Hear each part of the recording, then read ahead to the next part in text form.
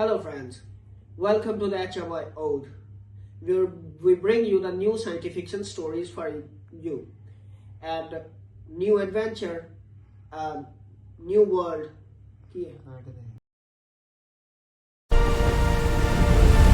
You ever wake up and just know the universe made a mistake letting you live? Kaylin Vasquez knew. She knew it when the sedative hit her veins like ice water. She knew it when the Xylothai commander leaned over her with those four black eyes, clicking something about primitive biology and 12 hours of paralysis minimum.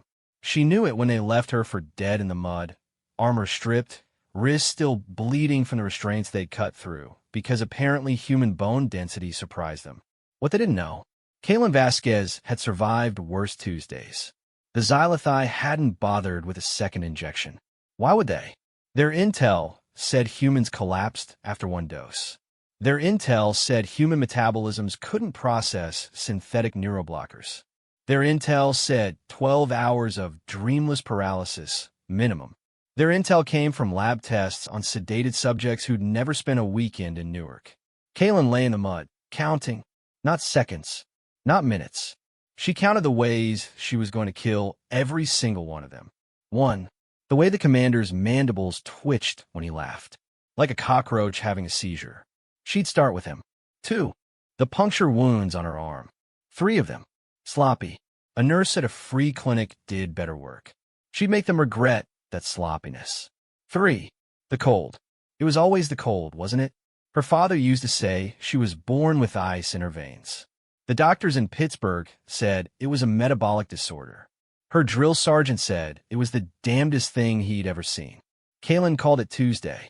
The sedative should have kept her down for 12 hours. Xylothai physiology ran hot. They'd calibrated for their own biology, assuming all mammals worked the same. Arrogant sons of bitches. 47 minutes after they injected her, Kaylin's fingers twitched. 52 minutes, her toes curled. 58 minutes. She sat up. The world spun. Her stomach tried to evacuate through her mouth. Her vision doubled, tripled, settled somewhere around wobbly, but functional. She spat mud. Motherfuckers. The camp sat maybe 200 meters away. She could see the lights, hear the strange pulsing rhythm of Xylothai voices, clicks, and trills that sounded like rocks in a blender. They'd set up on the ridge. Stupid. Predictable. They'd put their backs to the cliff because they thought nothing could climb it from below. They'd never met a human with something to prove. Kaylin pushed herself up. Her legs shook. Her hands shook. Everything shook. She looked at her reflection in a puddle, dirt-streaked face, blood-matted hair, eyes that had seen too much and cared too little. All right, she whispered. Short rest. That was the thing about humans the Xylothai hadn't factored into their calculations. Their lab tests measured physiology. They measured metabolism. They measured chemical half-lives and neural response times. They didn't measure stubborn. They didn't measure spite. They definitely didn't measure the ability to look at a fatal dose of alien sedative and say nah, because you'd promise yourself you'd die in a bed, not in a ditch. Kaylin stood. The first step was agony. The second step was worse. The third step was almost funny. Her body screaming stop, and her brain screaming walk faster, you coward. She walked faster. The ridge wasn't far. 200 meters of rocky terrain, slick with recent rain. The Xylothai had chosen this spot for a reason. Open sight lines, clear fields of fire. Textbook military positioning. Textbook didn't account for the human tendency to climb things that weren't meant to be climbed. Kaylin found the drainage culvert by accident. A narrow channel cut into the rock, probably from centuries of runoff. Too small for a Xylothai, their bodies were wider, built for open terrain. A human could squeeze through. A very thin, very determined, very angry human. She squeezed. The rock scraped her arms. Her shoulder caught on an outcropping. She bit down on the pain, tasted blood, kept moving. The culvert angled up, steep, almost vertical in places. She climbed with her fingers and her toes and her teeth, if necessary. 20 minutes later, she was inside their perimeter. The camp sprawled across the ridge top. Maybe 30 structures, prefab units designed for rapid deployment. Xylothai moved between them in loose patrol patterns. Loose, complacent. They'd swept the area, cleared it, declared it secure. They hadn't cleared her. Kaylin pressed herself against the rocks, breathing slow. The sedative still pulsed through her system. She could feel it trying to drag her down, pull her under. Her eyelids weighed 10 pounds each. Her muscles felt like wet paper. Short rest, she reminded herself. Just a short rest. She closed her eyes. 1 minute. 2 minutes. 5. When she opened them again, the sedative haze had cleared. Not gone. She could still feel it lurking at the edges, but manageable. Like a hangover you decide to power through, because you've got shit to do. She had shit to do. The armory was her first target. She'd spotted it during her climb. A reinforced container near the center of the camp, guarded by 2 Xylothai. Standard layout. They'd done this before. They had a template. Kaylin had spent 6 years breaking templates. She moved along the ridge line, keeping to the shadows. The Xylothai had good night vision. She'd read the briefings, but they relied on motion detection more than direct sight. If she moved slow enough, careful enough, she could ghost right past them. Slow, careful, like breathing. She reached the armory container without incident. The guards stood maybe 15 feet away, talking in their clicking language. They weren't paying attention. Why would they? Their intel said the human was down for 12 hours.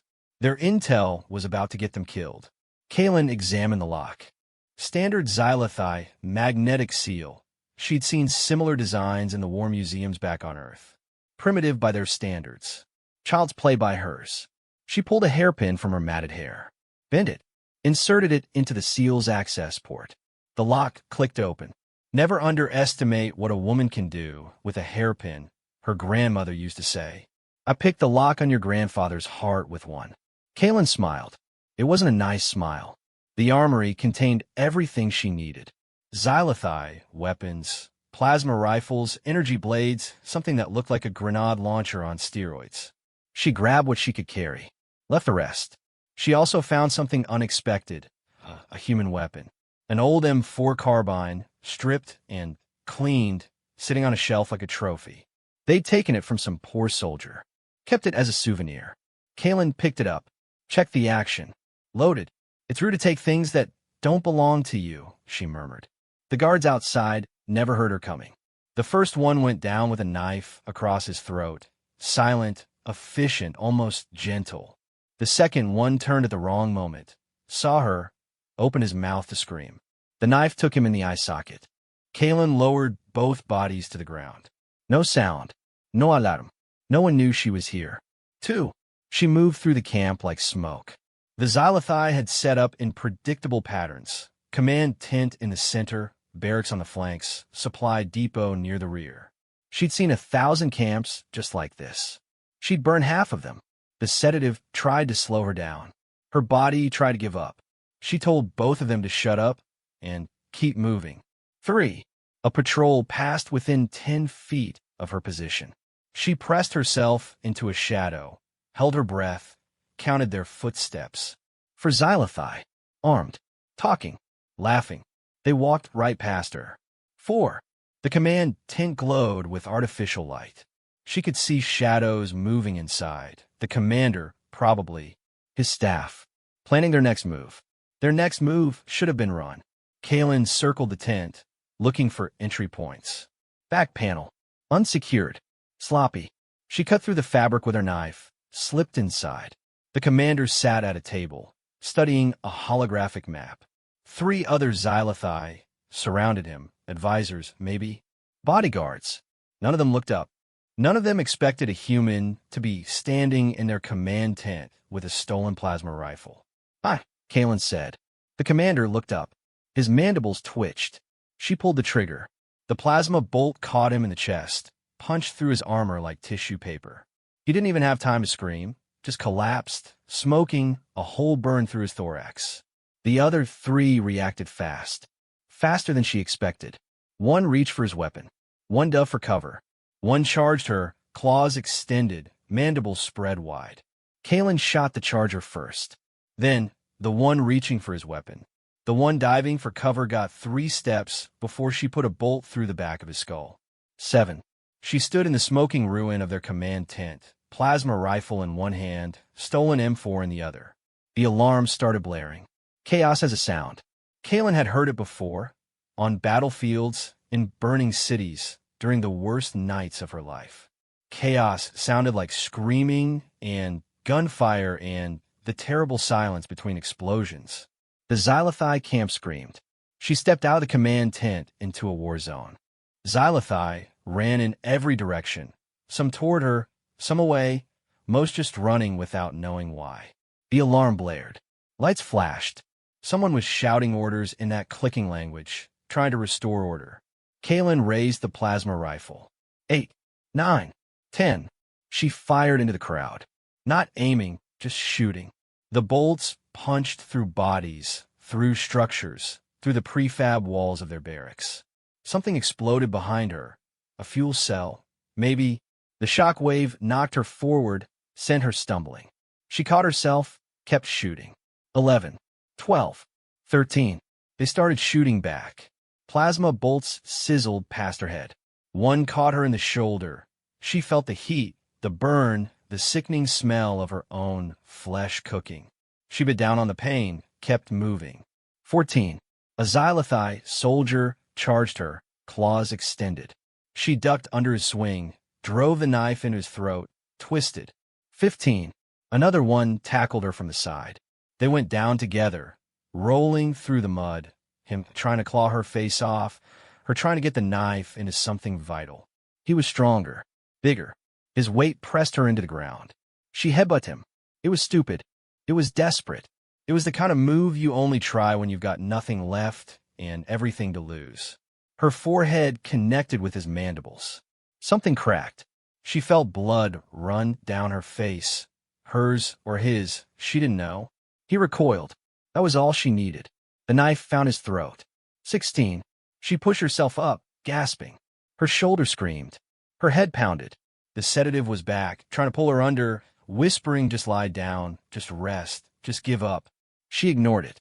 Short rest, she reminded herself. Already took it. The camp had devolved into pure pandemonium. Xylothai were shooting at shadows, at each other, at anything that moved. Their command structure was gone. Their commander was dead. They had no idea how many attackers they were facing. 1, 10, 100? Kaylin liked it that way. She moved through the chaos like a ghost. Found a supply cache. Grabbed more ammunition. Found a Xylothai heavy weapon, something that looked like a plasma minigun, and decided it was coming with her. The weapon weighed 40 pounds. Her arms were already shaking. She carried it anyway. 17. She set up on the ridge overlooking the camp. The minigun's targeting system was designed for Xylothai hands. Too big, too clumsy, but she'd learned to adapt. She braced it against a rock, aimed at the largest concentration of enemy soldiers. Held down the trigger. The weapon roared. Plasma bolts streaked down into the camp like raining fire. Structures exploded. Baiklas datunata. Xylothai screamed and ran and died. She kept firing until the weapon overheated. Then she dropped it, picked up her M4, and went back down. 18, 19, 20. The fight lasted another 30 minutes. By the end, the camp was a smoking ruin. Bodies littered the ground, Xylothai bodies, dozens of them. Maybe 100. Kaylin had stopped counting. She walked through the wreckage, checking for survivors. Found one, a young Xylothai, barely adult by their standards, crouched behind an overturned vehicle, shaking. His weapon lay on the ground beside him. He wasn't reaching for it. He was just trembling, mandibles clicking in what she recognized as fear. Kaylin stood over him. "Get up," she said. He didn't move. She grabbed his arm, hauled him to his feet.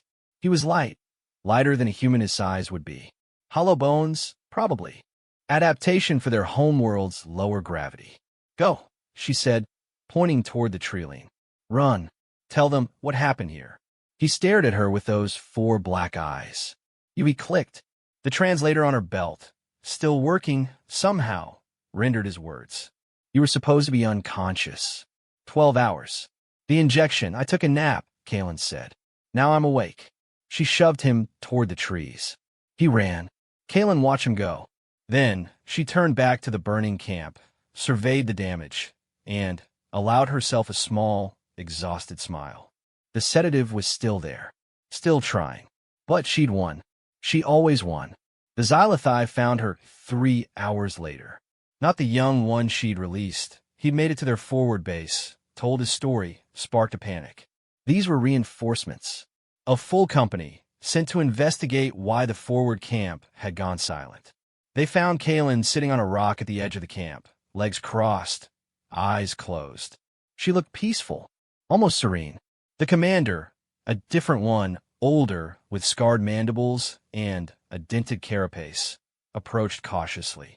His soldiers fanned out behind him, weapons raised. Is she alive? Someone clicked. The commander didn't answer. He walked closer, stopped 10 feet away. Kalen opened her eyes. Took you long enough? She said. The commander's mandibles twitched. You kill my people. Yep. 47 of them. Sounded like more. She stretched, winced at the pain in her shoulder. Guess I lost count. The commander was silent for a long moment. Then, he did something Kalen didn't expect. He laughed.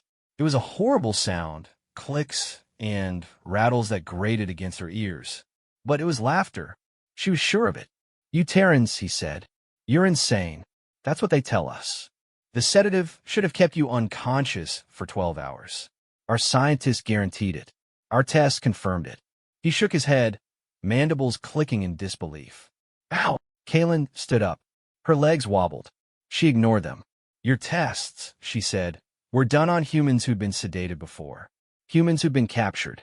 Humans who'd given up. She walked toward him. His soldiers raised their weapons. She kept walking. You want to know how I woke up? How I killed your people? How I'm standing here right now, talking to you, when I should be unconscious in a ditch? The commander didn't answer. Kalen stopped in front of him, looked up into those 4 black eyes. Because I'm not one of your test subjects, she said. I'm not one of your prisoners. I'm not one of your statistics. She tapped her chest. I'm a human being, and human beings don't stay down when there's work to do. The commander stared at her. For a long moment, no one moved. Then, Kalen smiled. It was the same smile she'd given the armory guards. The same smile she'd worn when she pulled the trigger on their commander. Now, she said, you have a choice. You can kill me. You can try. Anyway, I can't promise it'll go well for you. She glanced at his soldiers, at their raised weapons, at their trembling mandibles. Or you can let me go. Walk away. Tell your people what happened here. The commander's mandibles clicked. And if we let you go, then I'll tell my people what happened here. And maybe, they'll decide you're not worth the trouble. She stepped closer, close enough to touch him. But if you kill me, if you hurt me, if you do anything except walk away right now. Her voice dropped to a whisper. Then they'll come, and they won't stop, and they'll show you what happens when you underestimate humans. The commander stood frozen. Kalen watched him think, watched him calculate, watched him realize that everything she'd said was true. Lower your weapons, he said finally. His soldiers hesitated. Lower them. They lowered them. Kalen nodded. Smart. She walked past him, past his soldiers, past the burning ruins of their camp. No one stopped her. No one followed. 3 days later, the Xylothai High Command received a report. It was written by the scarred commander, the one who'd found Kalen sitting on that rock. His report was detailed, clinical, precise. It described a single human female, unarmored, unarmed except for what she'd scavenged. It described how she'd survived a fatal dose of neuroblocker, how she'd infiltrated a fortified camp, how she'd killed 47 soldiers and destroyed millions of credits worth of equipment. It described how she'd walked away. The High Command read the report, read it again, argued about it for hours. Then they sent a message to Earth. We request a ceasefire. We request negotiations. We request you keep your soldiers away from us. On Earth, the response was confused silence. The war had been going badly for humanity. The Xylothai had better technology, better weapons, better ships. Earth's military command had been preparing for a long, grinding defeat. Then this. A single soldier. A single battle. A single impossible victory. The humans didn't understand it any better than the Xylothai did. But they accepted the ceasefire. Kaylin Vasquez woke up in a hospital bed 3 weeks later. She didn't remember much after walking away from the Xylothai camp. Just flashes, stumbling through the forest, falling down, getting up, falling down again. Someone had found her at the edge of a human settlement, dragged her to a medic. She'd been unconscious for 9 days. The doctors said it was a miracle she was alive. The sedative should have killed her. The blood loss should have killed her. The infection in her shoulder wound should have killed her. Kaylin had survived all 3. "You're famous," the nurse told her. A young woman with tired eyes and a nervous smile. "They're calling you the ghost of Ridge 9. Kaylin groaned. "That's stupid." "It's accurate." "It's still stupid." The nurse laughed. "There's a general outside who wants to talk to you. Some politicians, too, and about 50 reporters." Kaylin closed her eyes. "Tell them I'm dead. Already tried. They didn't believe me. Then, tell them I'm contagious." The nurse smiled. "I'll tell them you need rest." She left. Kaylin lay in the dark, listening to the machines beep, feeling the sedative's last traces finally leave her system. She thought about the Xylothai commander, about the look in his eyes when she'd walked away, about what he'd said, "You Terrans are insane." Maybe he was right. Maybe she was insane. But she was alive, and the war was over. And somewhere out there, the Xylothai were telling stories about her. Stories that would grow with each telling. Stories that would become legends. The human who wouldn't stay down. The ghost who climbed the ridge. The monster in the mud. Kaylin opened her eyes. "Monster," she whispered. "That's new." She'd been called worse. 6 months later, the ceasefire held. Negotiations were slow. The Xylothai were stubborn. The humans were suspicious, and neither side trusted the other. But they talked. They made progress. They started to understand each other. The Xylothai asked to meet the human who destroyed their forward camp. Kaylin agreed. She walked into the negotiating chamber wearing civilian clothes, jeans, a t-shirt, boots she'd had since basic training. No weapons. No armor. Just her. The Xylothai delegation stared at her. She stared back. "You're smaller than I expected," the lead negotiator clicked. "You're uglier than I expected," Kaylin replied. The translator rendered her words. The Xylothai mandibles twitched, laughter maybe, or irritation. Kaylin didn't care which. "I read your report," the negotiator said. "The sedative should have killed you. It should have. Our scientists don't understand how you survived." Kaylin shrugged. "Your scientists don't understand a lot of things." She walked to the table, sat down, looked at the Xylothai across from her. Aliens who'd come to conquer Earth, who'd underestimated humanity, who'd learned a hard lesson on a rainy ridge. "Here's what you need to understand," she said. "We're not the strongest species in the galaxy. We're not the fastest. We're not the smartest or the most advanced." She leaned forward.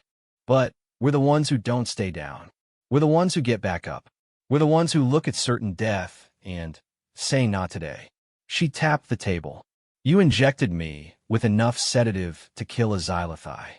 I took a short rest, and then I wiped out your camp." The negotiator was silent. "That's not a warning," Kaylin said. "That's a promise. Every single human in our military, they're like me. Maybe not as good, maybe not as lucky, but just as stubborn, just as determined, just as willing to die for what they believe in." She stood up. "So here's my offer. We keep the ceasefire. We negotiate in good faith. We find a way to live together without killing each other." She walked toward the door. Stopped. Turned back. "Or you try again. You bring more soldiers. Better weapons. Smarter tactics." She smiled. "And we take another short rest." The negotiations succeeded. The treaty was signed 3 months later.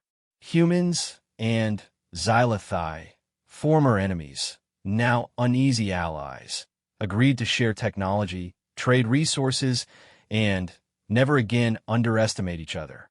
Kaylin Vasquez retired from the military, bought a small farm on the outskirts of a human settlement, raised goats, grew vegetables, lived quietly, but she kept her knife.